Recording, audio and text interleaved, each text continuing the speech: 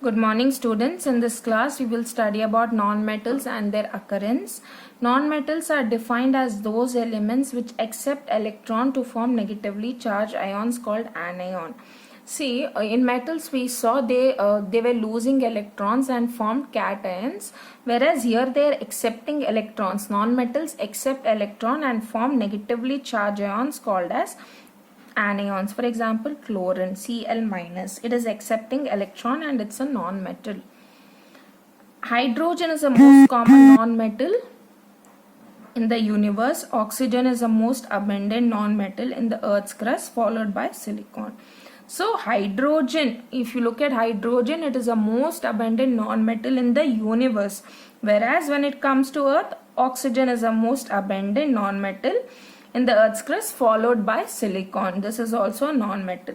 Occurrence. Non-metal occur both in the free state as well as combined state. When I say combined state, it might be combined with certain other element. Okay, that is a combined state. Let's start off with the hydrogen, the most abundant non-metal in the universe. It can exist in form of a compound. It's a combined state, okay, as water. Now the hydrogen is combined with oxygen, and here we see methane formula is CH4 and hydrogen is combined with carbon on Earth's crust. It is also present in coal and petroleum. The sun and the other stars are also contain hydrogen, carbon. It occurs in combined as well as a free state. Free from will be coal, diamond, graphite. Combined form will be carbohydrates, fats and proteins, as well as carbon dioxide. So all these contain carbon. It also exists as carbonate. Carbon is found in petroleum, natural gas and coal gas.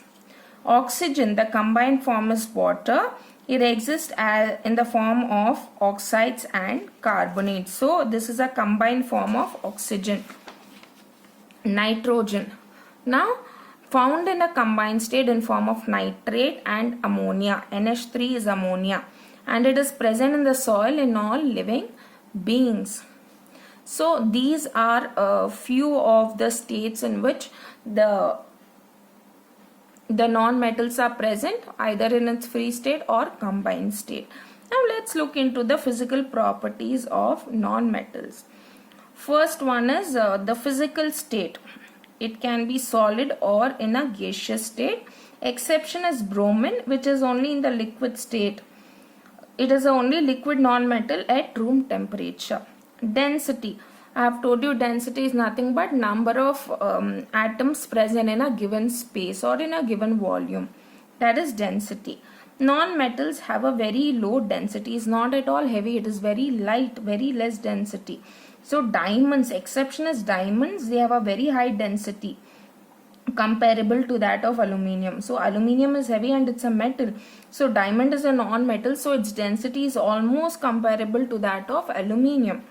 Malleability and ductility. It is brittle in nature and they form powdery mass.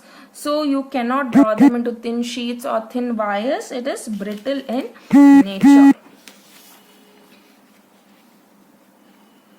Thermal and electrical conductivity. They are very poor conductor of heat and electricity. But it is only the graphite is a good conductor and is used to make electrodes in the cells. I have told you that electrodes are used in the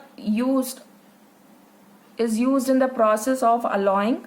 Okay, this what exactly is this electrodes? I will tell it to you when I am explaining the chapters in as we proceed further in the chapter. You will understand what is electrolysis, what is electrodes.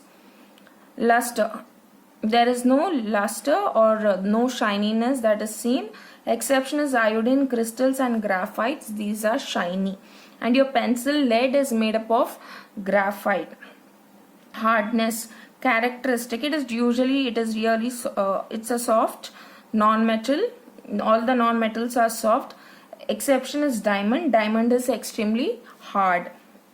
Now moving on to the chemical properties. Till now we looked into the physical property. Now we look into the chemical properties of non-metal. Reaction with oxygen. Now carbon, when it reacts with the oxygen, Okay, it forms carbon dioxide in presence of heat.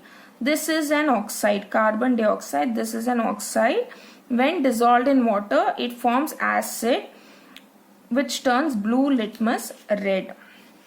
So here we see when carbon dioxide is dissolved in water, these are known as acidic oxide. So what does it form? It turns blue litmus red.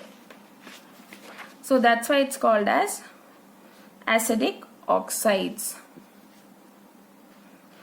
So what is the characteristic of acid? It turns blue litmus to red. So same thing is happening when you are dissolving this oxide in water, it forming carbonic acid. So it is an acidic oxide. Reaction with water. Non-metals do not react with water or steam. Reaction with acid. Now the metals react with dilute acid to form metal salt and hydrogen gas. So metals do react with the dilute acid. Non-metal except for silicon and sulfur do not react with acid, and hence no hydrogen gas is evolved. Non-metals, especially the silicon and sulfur, they do not react with acids at all, and no hydrogen gas is evolved in the reaction. So now let's look into the difference between metals and non-metals. They are solid at room temperature except mercury. They are solid or gas at room temperature except bromine, which is liquid. They are lustrous. They are dull except graphite. Dense. They are less dense. Malleable. They are non-malleable. Ductile. These are non-ductile. Sonorous means it can produce sound. They do not produce sound. They are hard and strong. They are soft and cannot withstand stress.